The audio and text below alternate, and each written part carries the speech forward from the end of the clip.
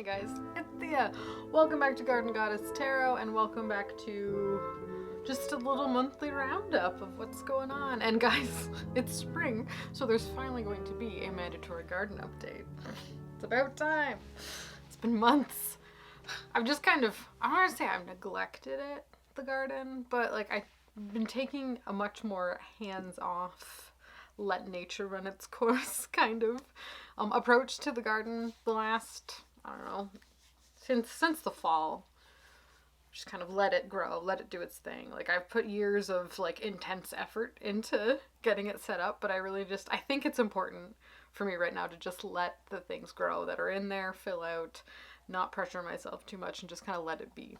So that being said, there's a ton of cleanup that still needs to happen out there, but there's some tulips blooming. However, I think when we were away, we got a late frost. Sorry, I'm like looking around you. There's the garden's behind you. But I think it either frosted the tulips too early and they're not looking super hot. The early tulips anyway. And I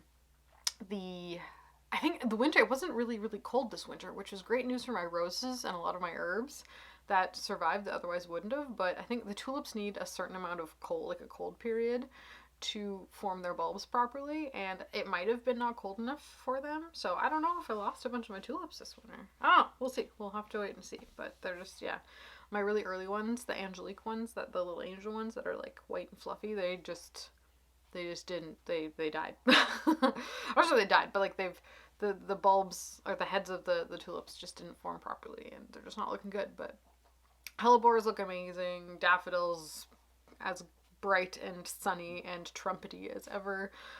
There's some violets coming up here and there, and the muscari looks really good this year too. So yeah, there's a lot of joy in the garden still, and just being out there with the green grass. Even I've come around on dandelions, guys. Husband still hates them, but I think I really like them, even in the lawn, just like little happy lawn flowers.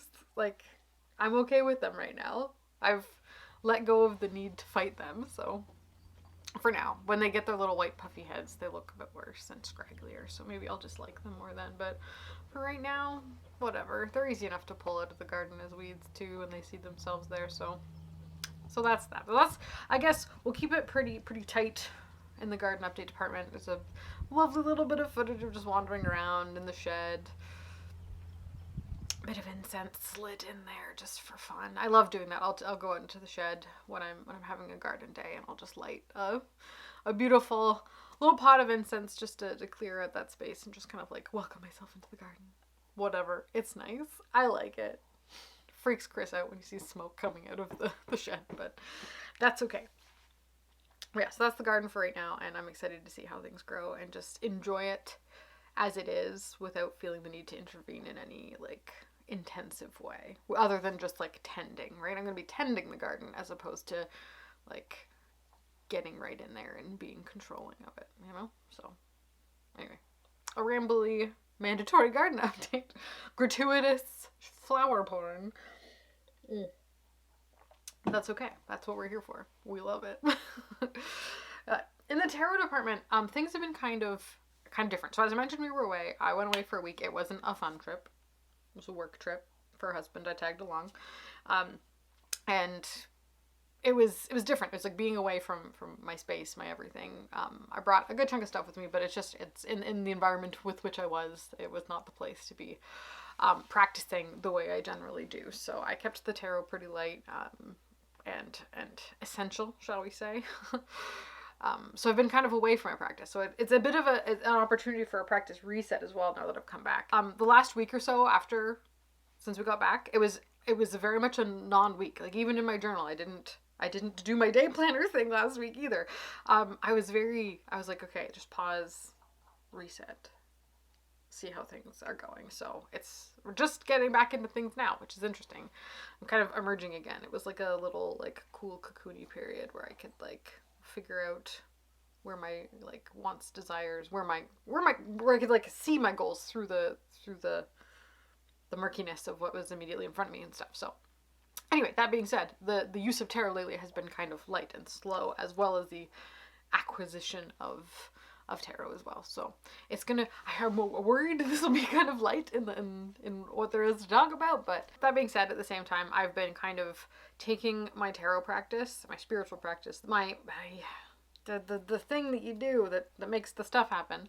I've been kind of like moving it around the different areas of my life, so it's kind of slipped into garden stuff, and it's kind of slipped into what I've been reading, and it's been slipped into my experience of writing and poetry and that kind of thing in a completely different way. And it's leading to some other really, really interesting future things. So I'm happy with the way things are going, and I'm very grateful that it's not specifically tarot focused, because I'm enjoying the diversity of mystical experience, I guess, that I've been having. Like, it used to be that I relied on tarot to kind of give me that mystical experience because it was easiest. Like, to tap into the mystical experience through tarot, it's like a black hole. It sucks you in really quickly, and you're in, and you're there, and it's like boom, boom, boom. Like, it's everything about it is deep, and all of the way to link symbols throughout our lives is there, ready and waiting through tarot, and that's why I love it so much. I find it a bit more difficult to get that experience elsewhere, but when it's happening elsewhere in different avenues of life, it's just as satisfying as with tarot, right? And it's like, I guess you could say I use tarot, like, it's divination as well, but it's a spiritual practice that kind of it's a guide. It's being open to not necessarily suggestion, but guidance. And you can get that guidance from more than just cards, tarot and oracle. You can get guidance from what you read, from what you hear, from the things that blow in on the wind, right? And when I'm able to translate my mystical experience from tarot into those other areas, it's really, really great. So I'll show you a couple of poetry books that have been doing it for me, books I've been reading. I'm going to try and convey the experience, but as you all know, it's a personal experience, and we all get that way differently, but my goal in talking about it is to get you to perhaps kind of broaden the scope of where those mystical experiences can come from, and not just be like feeling like you're trapped in it has to come from the cards, because it's not always true. It comes from so many other places, from getting out and doing things. And what I always said to myself is, it's a little thing that pops up on my phone every so often. There's like a little notification set. It says that tarot is about life. Life's not about tarot, and that's something that really it's important for me to remember, because I get really wrapped up in tarot because it excites me, and it gets me really kind of into the way I experience my life. But at the same time, you can take those thoughts and feelings and ideas about the mysticism of everyday life and apply it in other places. So that being said, that's kind of where I'm at with tarot lately. When I'm pulling decks out, it's been the Rider-Waite-Smith, actually. I've been using that a good amount. The Dreams of Gaia, of course, has come out. I love her. It's next to my bed, right? Easy grab, and it's just soft and cozy, and it's, I don't know, perfect for this time of year also. It probably, was it in my, no, I don't think it was in my spring deck list choice, but it probably should have been, because it's been good and important for that. And I also picked up a couple of new oracle decks, which I will, when we get to the tarot table, I'll show you those, because they're kind of fun and collagey and kind of cheesy, and I really enjoy them. So we'll jump into them a little bit. Ooh, and there is one new tarot deck. Oh, I didn't grab it. It's over there. Give me a minute. I'm a hot mess today, guys. Ooh, the hottest mess there ever was. So the one I picked up, which out of the blue, is really on a whim, and it's so funny because this isn't a new deck by any stretch of the, like, I don't know what possessed me to grab it, but I was just thinking about it randomly one day and went, yep, today's the day, now's the time. The Pinter Tarot, and it came out, not years ago, but at least a year, maybe a year and a half ago. It's by Los Scarabeo, and it's that one that has the sample card in like every one of the Los Scarabeo decks. One of the title cards is this image. Like, you'd think I would have got it by now, but it was, I don't know, I love the mood of it. I haven't shuffled it yet. It's still in order, so we'll go through it together up on the table, but it's really unique, and I guess I didn't really appreciate how the origin of this deck came to be in the context of the publishers, Los Scarabeo, because Frank Pinter, back in the day, when was it? Let me get the time right. Does it say? This was printed in 2021, so that can't be right. Is it? Is it 3 years old already? And it's so my style. It's a hand painted intentionally to be tarot type of deck. And it's from Los Scarabeo, so I should love it. Do we get a year? I would like to know. Oh, in 1956. He made his way to Milan. 1989, he painted the Major Arcana. So, okay, which is the year after I was born. So it's not as old as it has that kind of old world painty type of feel, but yeah, so it was 89. It was almost 1990 when he painted them for specifically to be a tarot deck, specifically for Los Scarabeo, which is really quite cool. But it's got like whispers of surrealism and whispers of cubism and like whispers of impressionism kind of all thrown through it. The symbolists, I believe there was a movement of them. I think you could count him in like the symbolist camp of art as well. You know, whispers of Francis Bacon, whispers of Bixkinski. I can never say it right. Anyway, it's all my favorite things, and it's a great one. So we'll go through that together and have a look at it and appreciate it in great detail in a little bit.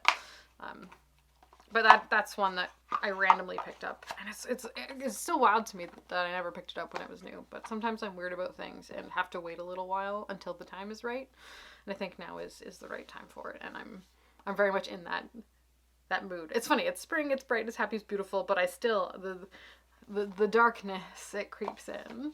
So we'll have a look at that moody little guy in a little bit. But the other little update I wanted to talk about was it was just Hermes' birthday. Now, okay, there may be just this discourse around what day is his birthday, but his mom's name is Maya, which means May, and Hermes' number is 4. So I've always been under the understanding, for me personally, Hermes' birthday is May 4th.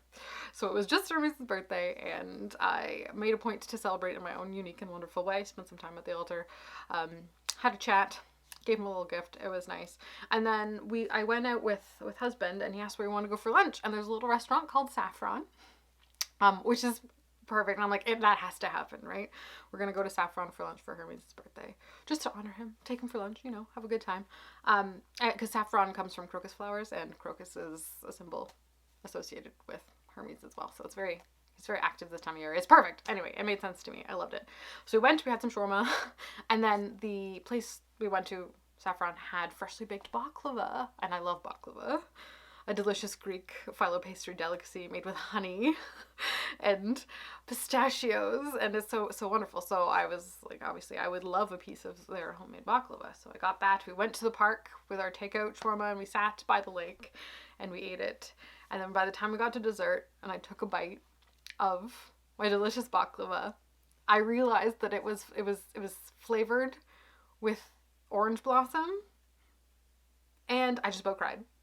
Orange blossom for me is like a really strong tie to, like, baklava. It's a Greek dessert anyway, but it's a really strong tie to Greece. It's a really strong tie to Greece in the spring, specifically this time of year, because the streets are lined with orange trees, and they're just covered in blossom in the spring, and the whole city, everywhere, it just smells of orange blossom, and it just like lifts you up and carries you away. It's so wonderful, and having it be a surprise flavor in baklava, I almost cried sitting there in the park eating my baklava.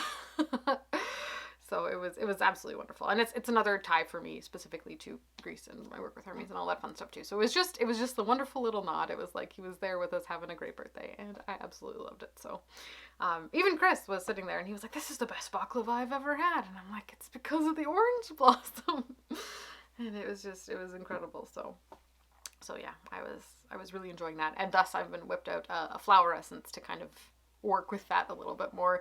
And flower essences have actually been a really big part of, which is weird because you'd think I would use them more not in the spring when I need the flower energy, right? When it's the dead of winter and I'm feeling sad and lonely. But I tend to whip them out more in the other months. So I'll talk a little bit about the other ones that I've been using that have been kind of keeping me going these last couple of weeks, and I took them with me on our trip too as well. They're a great way.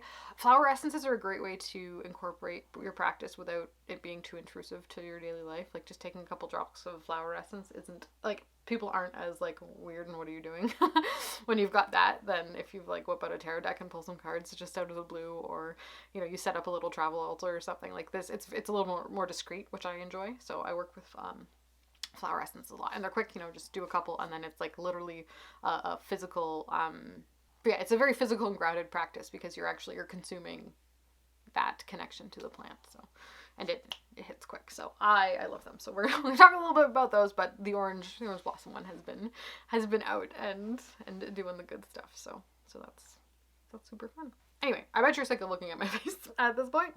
So let's hop over to the tarot table. We'll go through some decks, have a look at some pretty cards, talk about tarot, talk about books and poetry, and flower essences. I'm a creature of habit. What can I say? We have successfully made it to the tarot table. I think we have lit our poppy candle for fun, and let's, okay, where to start? That is a good question. Seeing as it's fresh in my mind, I'm going to jump right into flower essences and the ones that I've been using that I love. This one, actually, we need to be closer for this. This one, among a couple others, have been great. These ones are from Green Hope Flower Farm. I can't remember. I think they're from the States. Pretty sure. But this particular collection is from Sicily and Santorini, and I bought, and there's Crete as well. So these three are, I think, Dittany's from Crete, Time's from Crete, and the Mullion's all from Crete. So these are 3 flower essences made from flowers on Crete. We've got Mullion, Time, and Dittany, and the Mullion has been the one that I'm like down to like here in the bottle. Ooh, you can't really tell, which, you know, I know where to get more. It's fine. I'm not too stressed, but I love it. And this one, instead of being in brandy, it's in, oh, I forget what it's called, the preservative that it's in, but it's so tasty, and it's pink. It's like a red bean kind of. Anyway, so the yellow mullion, the heat of the sun, the bare ground, and cool ocean. But specifically this one I tend to have the energy of healing around, in a, not like the process of healing, but like recognizing how far you've come and the achievements you've made in regards to your particular path through life. So that's what the Mullion's been helping me with, and it's been great. Time, obviously. Time, ocean time, Greek time, you know, it's in the name, right? So this one has been helping me when I'm feeling like I'm stressed or rushed or in any way worried that I'm not going to be able to do what I want to do. So that's that one, and I love it. And my Time plant just started to push new leaves, and it looks great, and I'm so happy for it, and I love it, and it might bloom as well, so that's very exciting. So I might make my own Time one, but this one is Time on Crete. It's very special for that reason. I've got Dittany as well. Dittany's another really important healing herb, and Dittany of Crete only grows on the island of Crete, so it's very special and wonderful for that reason. So I'm very happy to have flower essence of it. I don't use it as much right now. So far, mostly the Mullion, a little bit of the Time, and then here is my orange blossom, and I have the lemon blossom one as well for different levels of zing. I love citrus trees, some of my faves. Part of the reason is I can't grow them here very well. I do have a lemon plant that I grew from a seed that came from a grocery store lemon, and it's like a proper tree now, but it's not the happiest plant in the world, but and it'll never get to be a large tree just because of the limitations of my climate. But these two came from really happy plants in their climate where they're most happy, and the flowers were captured, and the energy of the plant is within these little bottles, and I love it. So orange and lemon, Dittany, Time, and Mullion have been my flower essences of choice. Speaking of flower essences as well, the group readings I did for Taurus season in the member space, at the end of each of those, there was a kind of a flower essence tie-in using the Dirt Gems deck, which I've talked about previously, and then we had a recommended flower essence for each sign too. So if you're interested in seeing your reading for this month, it's up in the member space for like $2 per month. It's actually a pretty good deal. And then if you want the next tier, you can get access to all of the other extra bonus videos. We're back into the Hellenic Oracle Masterclass. I think the next couple of videos we're going to be talking about these guys, so that'll be exciting and super fun.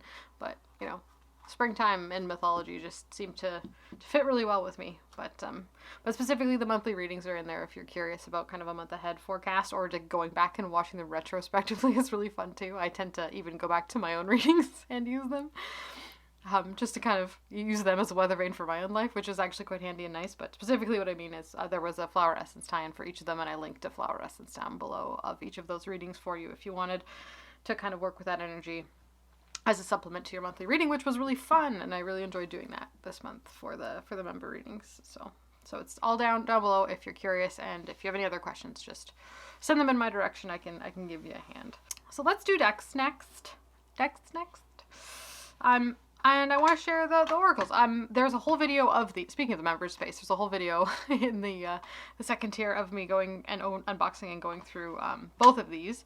This is the Count the Ways of Poets Oracle, and this is the Rockstar Oracle. Both of these are by Sarah Stassi. They're indie decks from Etsy. And they kind of come in and out of stock. So I think right now they're not in stock, but she gets waves of them in every so often in small batches, which is kind of like the nature of indie decks that don't go the Kickstarter route. So you can only get so many at a time, but she's got a ton of different decks as well. So I was in a mood, and actually it was this one that really caught my eye first, the Rockstar Oracle of all things. So I'll just give you a quick look. Nothing too deep here, but they're hand-cut collage decks. Look at those backs. Woo. And they're really beautiful. So there's a little the artist, a keyword, the image, and then there's a phrase on each of them, and I really enjoy them, and I think they're so cute. So those are some that I've been starting to work with. They're really quite recent. They're, other than this guy who we'll go through in a second, they're the most recent, so I haven't got to know them super well, but like I'm pretty familiar with most of the artists mentioned in this, so it's kind of a no-brainer. But I think that's just super fun, and like there's a level of it hits the sweet spot of like cheese. It's like it's a little cheesy, but also like it's good, you know, cheesy and good. So there's a Bjork card. Oops, I'm gonna light it on fire here. My bad. But yeah, Jim Morrison, Bruce Springsteen, you know, a lot. So that's the Rockstar Oracle by Sarah Stassi. And then the next one is just another little guy. Oh, and the other thing I should say is they're both not very many cards. They're like 36 cards each, which is much like a Los Scarabeo Oracle deck. But this one I've been using more, actually. It's the Count the Ways of Poets Oracle. Cute backs. Again, strange box, which I like. And yeah, it's just another hand-cut collage with the quote from a poet and then the name. Oh, the other thing too is the guidebook on both of these. It kind of gives you, there's a unique 3-card spread for each of them. So it gives you like journal prompts, and then like you can, so basically it sets it up for you really easily. You pull your card, and then it gives you a 3-card spread that you can do with a tarot deck or another oracle if you want. And I've really been loving that like mechanic of it all. It's a no-brainer. It makes it super easy. So yeah, I've been really enjoying these. I love that card. Yeah, no, there's a couple of really good ones in here, and I think they're beautiful. I think it'll go great with collage decks, black and white decks, lots. So that's the Count the Ways a Poet Oracle by Sarah Stassi, and if you want to know more about them, check out the hidden secret video.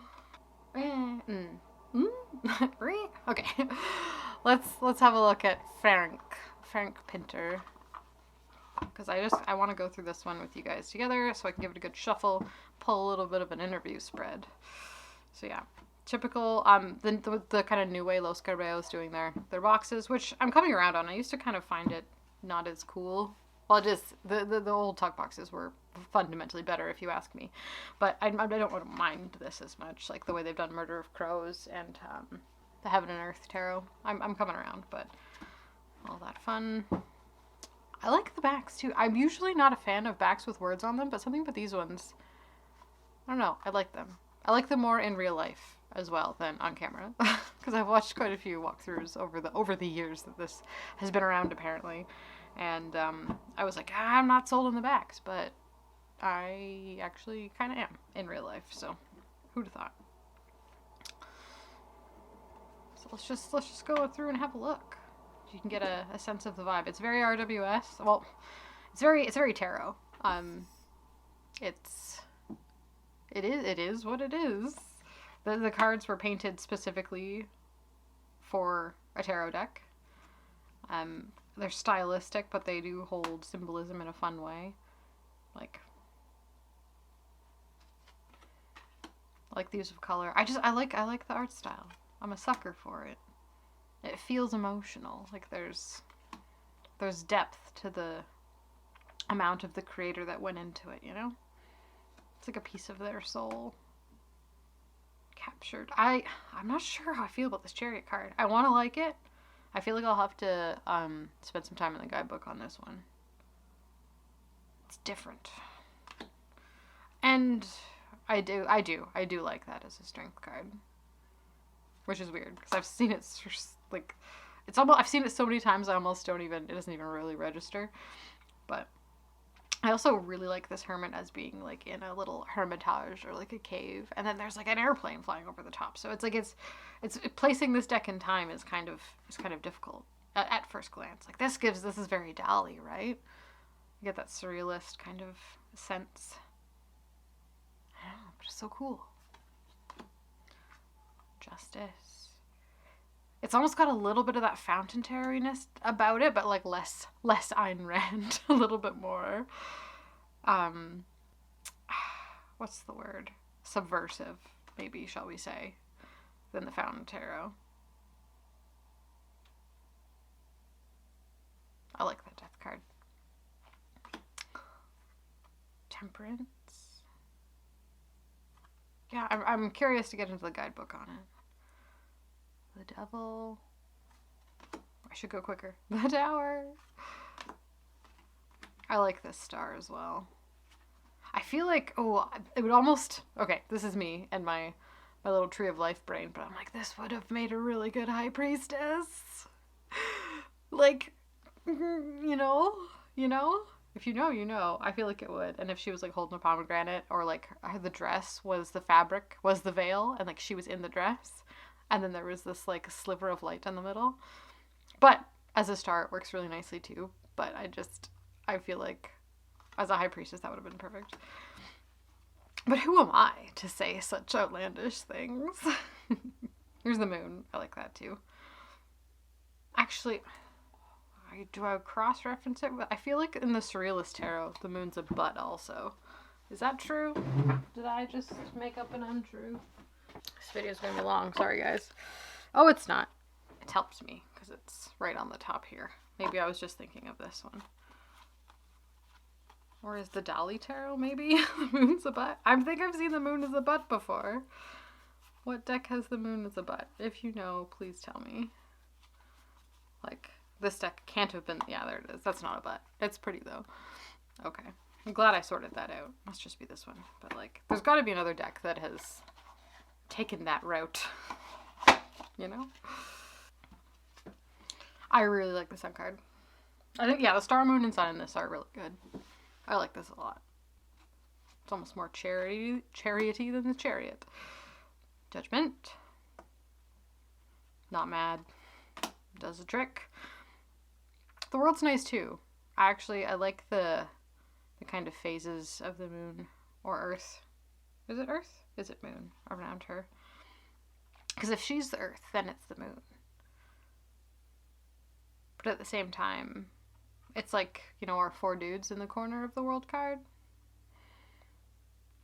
In which case I would want to think they were the quadrants of the Earth, but who knows?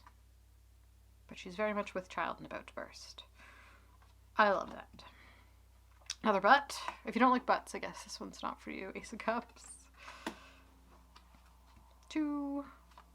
So the majors were done first as like a majors only, and then the I don't know if they're kind of in Los Garabeo art deck fashion are kind of retrofit to the tarot system from his body of work, or if they were made specifically for it. I'm not sure, but like some of it's pretty 4 of Cupsy.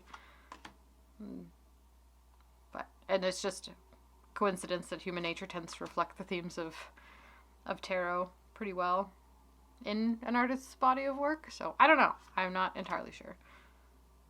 But like, I like them. They make sense for me. I really like that Seven of Cups, for example. And the Eight of Cups there with the little bird cage being open. And I really like this Nine of Cups actually too. A lot. That's beautiful. So, yeah, no, they're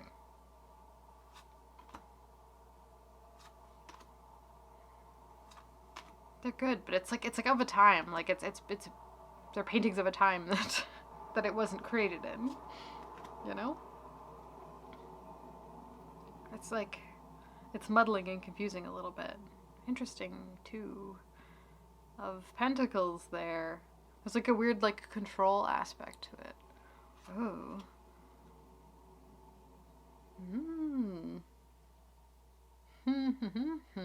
Interesting for the 3 as well.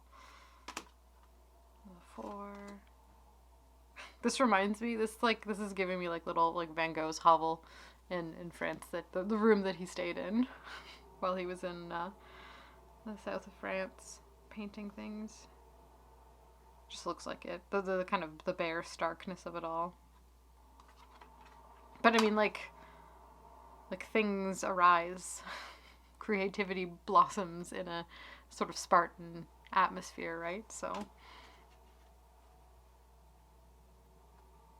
be interesting to do like a whole video talking about inspiration and influence and like the creative process. But I don't know if I'm qualified to be a voice on the subject, but it's just interesting to think about, you know, how much influence and inspiration is too much, distraction or not. Also, sorry, husband is cutting the grass and I can't stop him, so he's like a cowboy on a lawnmower. You can't stop him, so I just let him do his thing. But 8 of Pence, 9 of Pence, beautiful, and the 10. Page. I like it. Definitely, I like the different take as well. Knight, Queen, and they all feel appropriate. But and there's not like the colors also aren't screaming their suit, but it's just like the vibe of the setting and the energy of the people in the cards is enough. This is an interesting Ace of Wands too. I'm not sure how I feel about that one. This is a good too. This looks like London Victoria or even the Brighton train station. Perfect for me, or for the 2. And there's the 3. Good. You can see she's up on. Oh, there's a little dude there. Interesting. She's looking down on whatever is coming towards her, which in this case is you. Ooh. 4.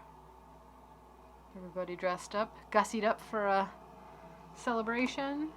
The 5. And I like how the dark cards do get dark. There's a contrast in the style of art. There's some that are soft and gentle and others that are like a bit more punchy, but it doesn't feel incohesive.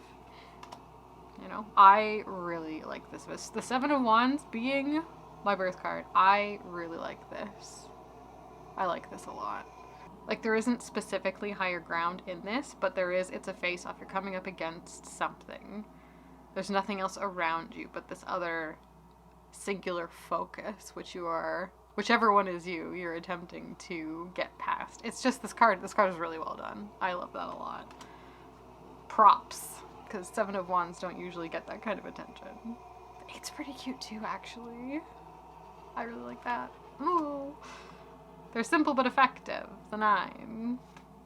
And the 10 with specifically being a person, the burden you're carrying. But we're walking towards us as well, so there's lots to go on there. There's a little something in the background. Page of Wands. I think this is fun for how I read the page. The Knight. Yes. Oh, I love her for Queen of Wands. The charisma. I believe it is Riz. That's what the young people say these days. She is steeped in Riz. She's got it. And the King of Wands. I like that. For other weird reasons too. Oh, cool. Okay. And then we got our swords here. which are a bit spicy. We get a bit deeper and a bit darker, I think, with these, with the ace. The two, I really like this. This is the mood. This is the feeling. This is a portal to a place. The Three of Swords. Got a severed head. Serious business. 4 is really good too. That's like, it's almost like a sensory deprivation pod. Which I know it isn't, but it's almost like it is, you know? Very 4 of Swords. Still the mind. 5. There's blood. You're definitely not winning this situation anytime soon in this one. So, pretty dicey 5 there. 6, we got mermaids. Nice. Tricksy little siren ladies. Our ship, flying fish. Very fun card. The 7, I do quite like the 7 as well. We've got a bit of an ambush situation going on, so that's really quite cool. And they're beautiful, just the scenicness of them. Love this. 8 of Swords.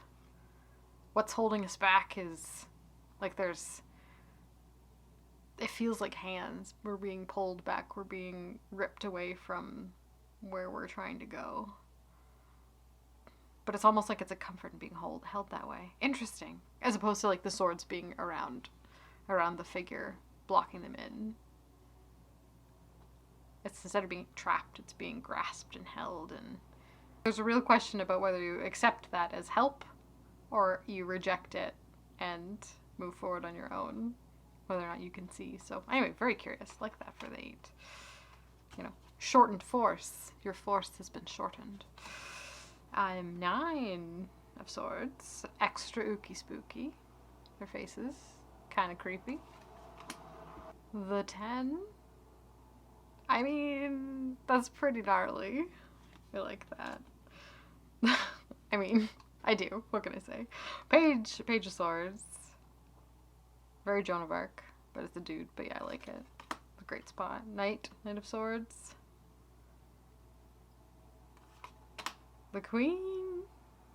I like that her hair is like brambles with a crow in it. There's like a tower hidden amongst. Really cool. And the King. King of Swords. Neato. Nice. Okay. That was longer than I wanted it to be, but hey. Here we are. Let's give it a shuffle. Now that's the one thing about this cardstock that I don't love. It's thick. Look at how thick that is. It's like a brick. So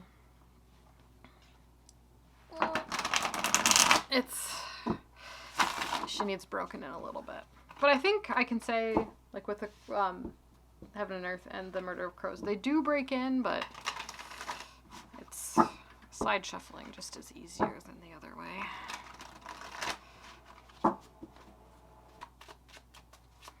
Alright, we'll just do a couple of little shuffles just to get it good and mixed up, and then I'll pull just like a, let's do it. Let's not talk about it too long. Let's do the interview spread. While we're here, why not? Mr. Pinter, what do you think of yourself? Who are you? Who is me? Hey! And how will we work together? Okay, so it's the 6 of Cups, which I like. Looking back at the last moment. Sun in Scorpio. Harmony of emotion. In a good place. What does the book say? Spies on a cloaked figure treading through the pond into a darkened forest. 6 of Cups celebrates the simple and sometimes mysterious joys of youth. It asks us to imagine a world of possibilities where even the things that frighten us hold their own excitement. Yeah, so it's like this deck is, it thinks it's spooky. Like, it knows it's got a bit of a spook to it. That it has the ability to disturb ever so slightly, but that's part of its allure and part of its mystery. I like that. And me is the 8 of Swords over here. The 8 of Swords is a card of captivity and victimization. It suggests a cage with no easy exit. Things seem to be very stuck and there's no easy answers at hand and no signs of anyone coming along to rescue you.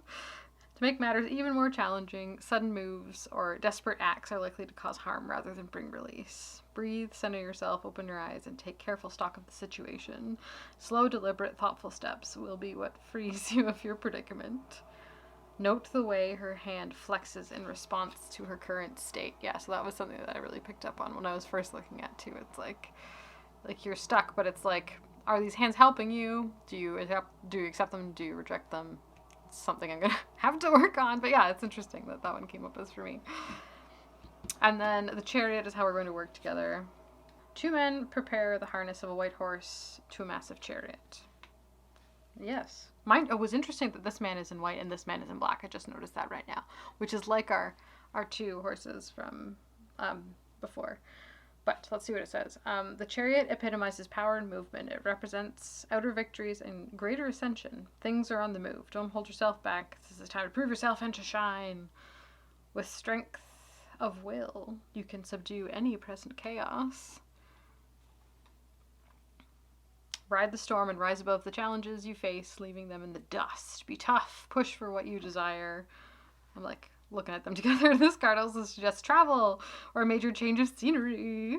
Ooh. Note the roughness of the wood. So yeah, it's a bit different for the chariot. It's going with that like movement and will kind of aspect of it, as opposed to the control and harnessing of power and any of the watery aspects of it. It's really leaning into the like the action, the active fire. It's giving it a more masculine edge as opposed to the like flavor of femininity that runs through it in the RWS. So it's very interesting there with the chariot. Very unique card, that one. But yeah, what a fun one. Okay, that's the Fairing Pinter Tarot. Get a whole ass walkthrough in the middle of a roundup video, but hey, actually we'll shuffle those in. Why not? Just make sure they're good and mixed. And I think it's kind of interesting having only just let it into my life. Like, I'm thinking, oh, I'll probably just like casually grab at it when I want something with this vibe. But you never know. Decks like this can end up meaning a lot in the long run based on what they, go through with you. So that's fun. Thank you for spending that little time with me there. Okay. Well, we're here. Why not? Let's go. I've got this. I'm not sure how I feel about it. If you've been on TarotTube for longer than 5 minutes, this deck ultimately shows up in some way or other. And it was about time years later that I'm like, okay, I just gotta see what the fuss is about, So this is the Isis Oracle, Alana Fairchild, Jimmy Manton's art. I'm sort of familiar with the myth of Isis and Osiris, and Set, and associated folk. I think Thoth also shows up in one card or other on here, but I haven't spent too much time with it. I've gone through the cards and I pulled one or two, and I'm not sure if right now for me this is it, but that's okay. These are the backs, by the way. You've probably seen it around. There's also a mini pocket version of this doing the thing. There's lots of very valid criticisms of this deck, but it's also, I can see how it would be extremely helpful. It would be extremely impactful and extremely necessary for some people in their lives as well. And if you have any interest in working with the goddess Isis, of course, like this is going to be a deck that's going to be one that it holds such ideal and perfect space for the work that you'll do with her and what she has to offer. From what I can tell by reading the intro and pulling like one or two cards, but I think I don't know if her and me are gonna be best friends right now. I don't think we're there yet. I got some work to do before I get there, but if I ever want to, she's here, So, and yeah, I know a lot of people who have this deck and who it has made a really significant impact in their life, but I don't know if it's one for me, But it's beautiful. It's a amazing Blue Angel quality Oracle deck. Has the Blue Angel Oracle deck smell that I love because I'm weird. And it's the guidebook has got a lot in it as well. So you really only need one card to kind of go into when you've got questions around your path, your place in it, what you can and can't do, what you should and shouldn't do. I feel like this is a good, if you're unsure about what is expected of you from the world, this is going to be a good deck to work with. Kind of, this deck puts the ball in your court, right? And holds a mirror up to you, and says it is now your move. But yeah, I don't know. I'll be excited to see how it shows up for me, but I think it's not going to be a major player right now. But she's beautiful.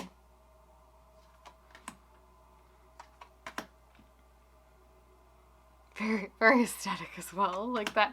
I remember being in the kind of like occult community in the early 2000s when I was in high school. Like Egyptomania.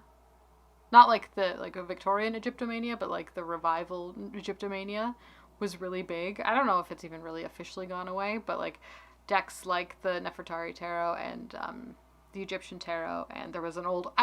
So my first ever tarot deck was the old Rider-Waite-Smith, which I have and I've shown often. But I also had an oracle deck, and it was... I forget, was it called the Egyptian Oracle? The Egypt Oracle? I'll see if I can find a picture of it. It's really rare now, and it sells for a ton. I wish I had kept it, but I was like... I'd spent all that time learning tarot, right? And I'm like, this is a tarot. I don't like this. So I got rid of it. I couldn't understand how to work with an oracle. It didn't make sense to me because I was already so loyal to the tarot system as like a 15-year-old girl. So, oh, there's a lapis card though. Love that. But yeah, so it was just funny that, of course, it's lost to the annals of history at this point, but that deck would be not only worth something, but it's so rare and hard to find that if anybody who is really in the middle of Egypt-based practice, it would be something they'd probably want. Anyway, it's funny how our path takes us, and then looking back. But yeah, sorry, that's this one that I was just going to do a quick mention of and happened to flip through the whole dang thing like you've never seen it before, when you clearly have.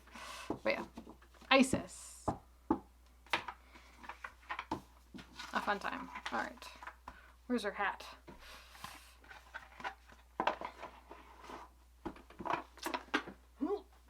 Alrighty. Okay. Okay. Two more. These are kind of... So when I say it had been kind of light in the deck acquisition department, I think it's for a reason. And it's because of these two. And I haven't officially worked with them yet. I've looked at them. I spent some time with them. But I haven't done any work with them. They're very special, and I'm very eager to see how they slot themselves into practices really nicely. But these are the Mysteries of Mary decks by Etienne Grobler. Mysteries of Mary, Mysteries of the Black Madonna. Let's start with Mysteries of Mary, and we'll have a look. So as you know, I've not had the pleasure of acquainting myself with Mary until actually quite recently. It was one of those I was very particular about keeping my version of my path separate from anything even remotely resembling a Abrahamic based religion. So I didn't want to touch it with a 10-foot pole. But I'm coming around, and I'm after like years of research, steeping myself in myths and stories and spirituality from so many different perspectives. The common threads between all of them are where the real treasure kind of is. So being able to recognize those threads in other places, especially places that I refuse to look in the past, it's really quite healing for me, and it's comforting, and it's wonderful, and it's beautiful. So that's what these decks kind of are, as well as, you know, fitting that archetypal mother space, which I have lots of work to do in still, which I think this is going to be a great way to explore that as needed, as well as just the sacred feminine in her most magnificent, really. So that's what these decks. I say this. I haven't worked with them yet, but I have. That's what's my expectation. But as we know, expectation and reality are never as similar as we think. So who knows? Who knows how things are gonna go? But yeah, these are all photographs of little shrines, little shadow boxes that she's created with intense intention. It is the tarot system. The words are, and the suits have been altered to fit the myth, but I love it for what it is. And I'm very excited to get acquainted. So I'll flip through a couple of the cards. I'm sure you've seen them before. They're very special, and they really kind of, they take the like Christian Catholic kind of myth, and they really root it in a divine feminine space that's comforting. It doesn't have the kind of dogmatic nature. It's not there, right? This is I don't know, it's high, this whole deck is High Priestess energy for me, mixed with kind of Empress as well. It's like both. So that's the mysteries of Mary. Sorry, we're flipping too slow, but they're very beautiful. There's lots to look at, and there's quite a beefy guidebook that goes along with them too. So they're here.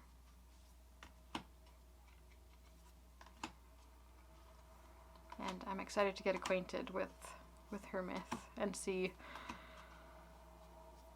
what I can do for her, you know?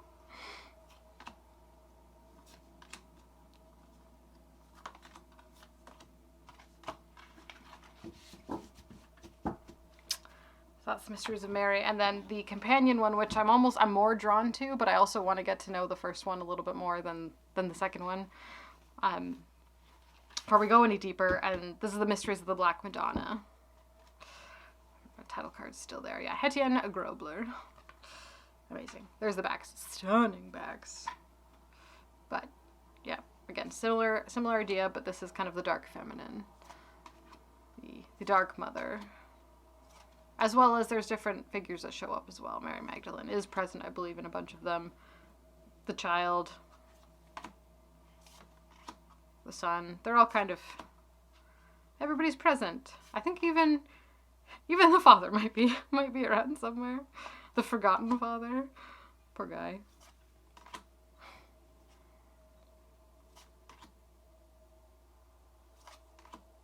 But yeah.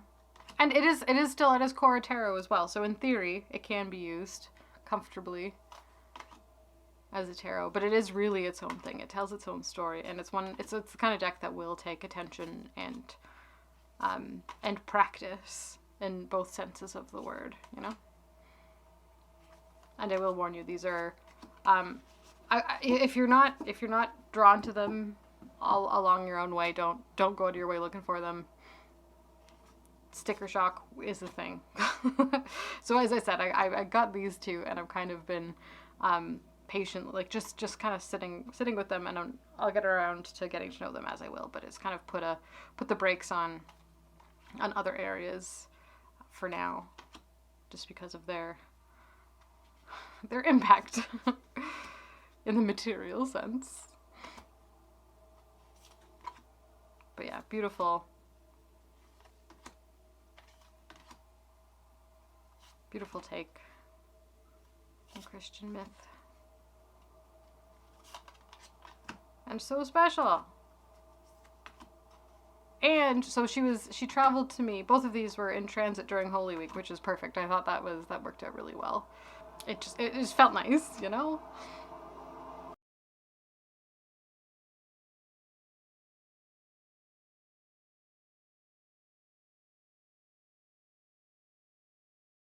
Like it a lot. So, Mysteries of Mary, Mysteries of the Black Madonna. I have plans, but I also have no expectations, so that'll be wonderful. And like I'm in no danger of converting to anything. Like I see it as kind of sorry, there's a rosary in the bottom of these that's making them all lumpy. Yeah, no, I'm in no danger of converting. I'm in no danger of, turning away from all the work that I have done. But it's just, it's broadening the scope, opening the perspective, and taking everything that I've learned, everything I've experienced, and kind of seeing those inherent truths in other places that I otherwise didn't necessarily have any desire to look, and finding kind of comfort there as well. So it's been really, really quite interesting. So I'll keep you posted on how those go. Okie dokie, so that's tarot, and do we have time for books? Should I do books in a different video? No. No. Let's just put them all in here. Okay, so. Okay, so. Okay, so. You can tell I'm excited if I say, okay, so. Um, Last fall, I think it was November, late October, early November, I mentioned getting into Leonard Cohen. And I've neglected to mention that since then, I have not gotten out of it. I'm in it. I'm stuck. I can't get out, and it's the best ever. Um, So not just the music. It starts with the music. When I was a kid, I listened to the music. Had my little cassette tape thing, I was like, yes, I'm only going to intentionally pick music that's really particularly sacred to me, and it's got childhood related stuff, which is awesome. And then I'm like, oh, poems, wrote poetry and fiction, of course, yes. So I've fallen down a rabbit hole, and these have been keeping me busy. There's more. These are just the ones I've read recently. So The Flame is the last published poetry selection. It was published post being alive.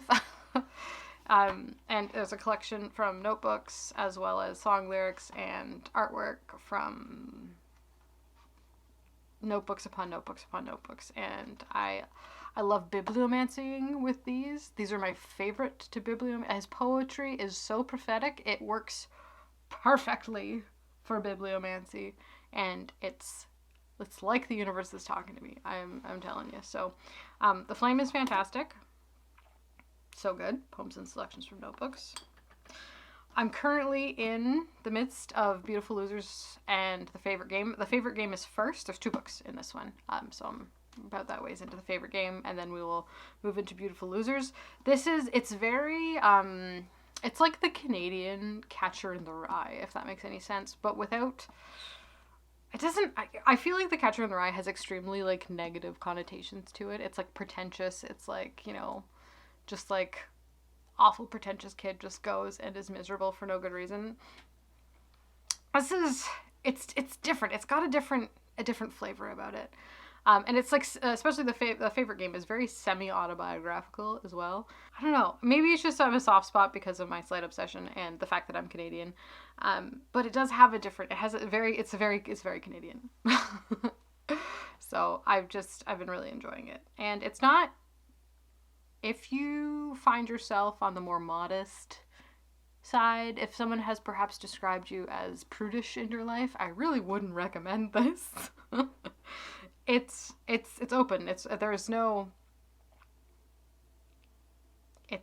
It's there for you to see and read, and you're like, wow, that's something I just read. And the time, like, this came out in the late 50s, early 60s, so like the fact that this was out then, 63 for The Favorite Game and 66 for Beautiful Losers. Yeah, they were both of these were written on a rooftop in Idra, which I love. They're steeped in the Greek sunshine. But the fact that this, it feels like something that could have, 5 years ago been written in our modern comfortableness with sexuality and violence, right? Whereas in the 60s, I think this would have been shocking. But anyway, so far it's good. The other one, Ballet of Lepers, and then some other poems, was actually written before that, but published later, posthumously as well. And I read that one also. This is a library book, so as well. Support your local libraries, kids. I'll probably be trying to purchase it after as well, because it needs to be on the shelf. I now have a shelf. A sacred shelf. Actually, that's what husband called it. He's like, so is that shelf sacred now? And I said, indeed it is. Good sir. And so we got to another selection here. Book of Mercy is, ooh, it's good. They are, was it 50? It was used, look, as well. It came used, and it has an oracle card in it when it arrived to me, which is a rune. It's that Lagu. It means sea. Can you believe that? It's weird stuff has been happening, man. And then I'll show you something in this one too. But yeah, weird stuff's been happening. Lagu, sea, water. The rune of natural flow. It teaches us that we must attune to natural cycles if we wish to flourish. Drink more water, eat healthy food, and spend time outside and harness your own vitality. Yeah, and it's a willow tree is the tree association there. For that's some rune deck somewhere is missing a Lagu card. So anyway, I think was it 47 for 8 for 9? Yeah, it is 50 because he was 50 when he wrote this. And there's one for each year of his life, but they're just like little kind of prayers. But again, it's Leonard was Jewish, but he also would go to Catholic Mass when he was little. All of his work is just like it's that non-denominationally spiritual that takes bits and pieces from everywhere and rolls it up into a way to convey human truth and universal experience that's so pure and stripped down of anything superfluous. It's just incredible and amazing. It feels so good to read and talk and say and think and hear. And it's just also wonderful, and I love it. And it's my favorite thing ever right now. So, Book of Mercy is here. I think that one was written in the 80s. Selected poems. This is a used, another used little treasure. 1956 to 68. So this is like the first chunk of his poetry. This is the selected ones from it. And it's used as well. So here we have a little inscription of the person who owned it previously. Joanne Dittman, to myself, March 20th, 74. I received this the day before the 50-year anniversary of her writing that in there. It was March 19th when I got it, 2024. So that was pretty crazy because I was looking at it the next day and I was like, wait, that's exactly 50 years ago today. Weird. Anyway, she's gone and she's underlined a bunch of stuff in here too, which is such a treasure. I love when people annotate their books and I can read them later. Like, she was, who's this woman? I tried Googling her. I couldn't find her. Joanne Dittman. But that was pretty amazing, pretty crazy. But I love the bits that she chose to underline. And like, she's went in and like circled them. Like, does she know who Anne was? Like, what? And just like little bits, or are these just poems that really struck her? Is there more that she knows about? I need to know. I have so many questions. This kind of stuff just sends me. Yeah, no, these are good. I love them. So, yeah, his poetry and novels have just been keeping me company. Not to mention the music. Husband bought me the vinyl of Songs of Love and Hate, which I would have brought up here, but it's too big. It doesn't fit in frame. I'll insert a picture. So good. It was a vintage copy too. I snagged it. It was amazing. So it's just so good. It's so good. I have no other words. Out of words. I have nothing to say other than it's so good. I'm currently reading A Theater for Dreamers, which is a recent release, 2020 release, 2021? Yeah, 2021 release by Polly Sampson. And it's a fiction. Do we call it fan fiction or is it like literary? It's not, would we go so far as to call it literary fiction? I don't know, maybe not. But Nigella reviewed it. I love Nigella. My goodness gracious, what an angel. Yeah. A bunch of young creative people go live on a Greek island with no cars and write and live, and I'm loving it. I don't want it to end ever. There was the scene I just finished reading. There was a midnight ritual. It was right around Easter, and it's like a remnant of the pagan practices on the island of you get a cup of water from a spring at the base of the mountain on the island, and you hike all through the night up to the top of the mountain. You carry this cup. Don't spill it this whole way. You go all the way up to the top of the mountain, and then when you get to the top, as the sun comes up over the peak of the mountain, or actually when you're on the top, it's not the peak of the mountain, it's the sea. It's the crest of the horizon of the sea. You see the sun rise out of the sea, which is something I've always wanted to see. But this ball of light rise from the sea birthing the sun. In which case, as Apollo, right? When Apollo comes up, you toast him with this water with which you've carried up the side of this mountain, and then both drink and douse yourself with this now blessed by the sun, Apollo, water, and then make your way back down. have a party and a picnic, and away you go. It seems so. It's such a beautiful tradition and ritual, and just reading about that, it transported me. It took me there. It was like walking through the trails of my own little Greek island, and and celebrating the sun like the good pagan that I may or may not be. Well, I don't know. It's beautiful. I love it. So anyway, I really loved that. I really did, and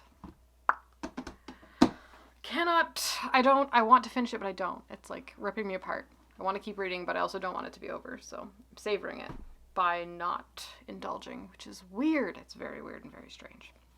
The next one I've got to read is this guy. This is a George. These are all in the same family.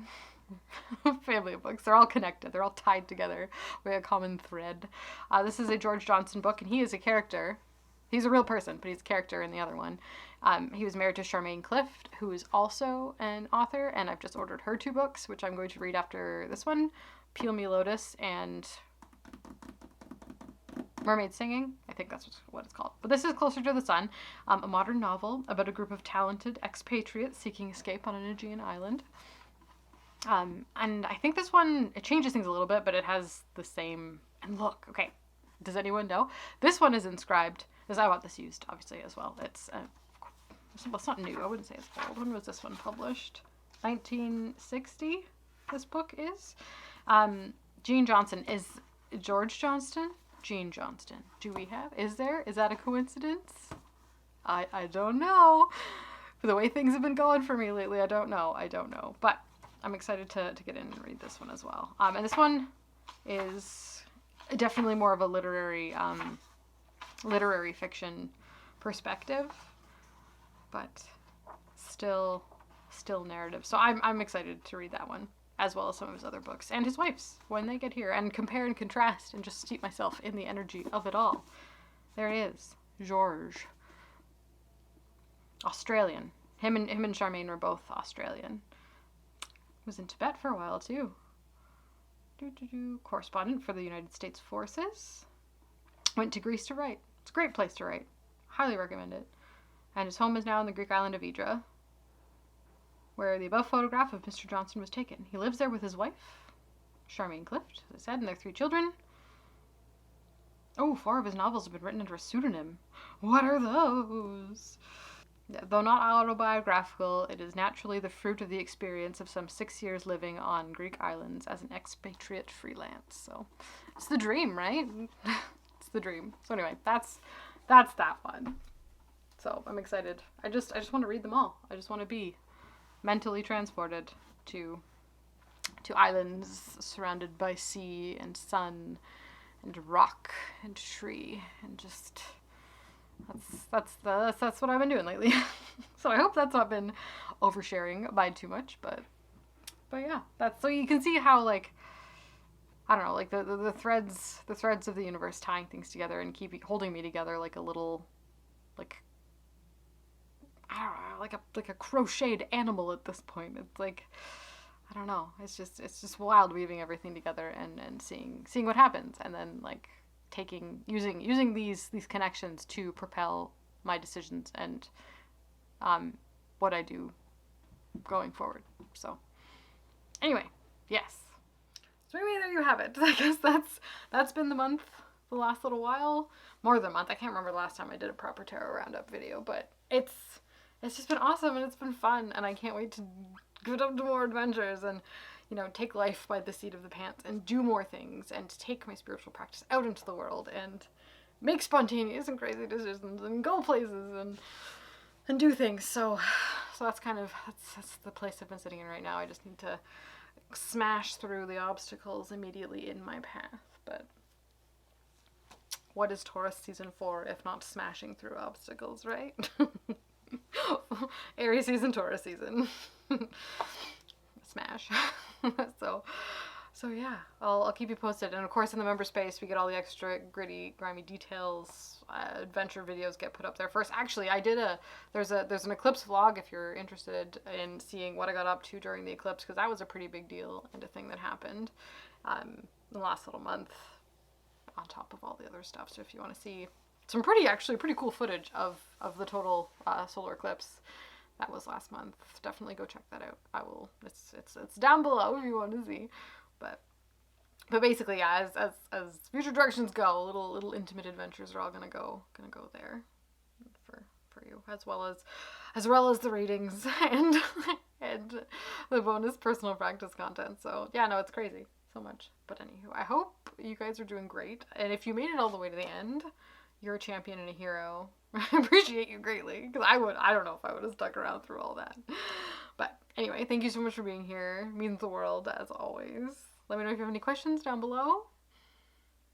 Any advice? If there's anything that you think I would enjoy that kind of fits within the current vibe I've been cultivating, please let me know. Always open to suggestion.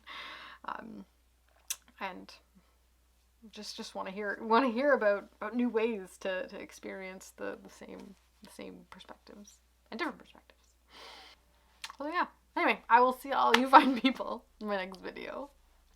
Bye.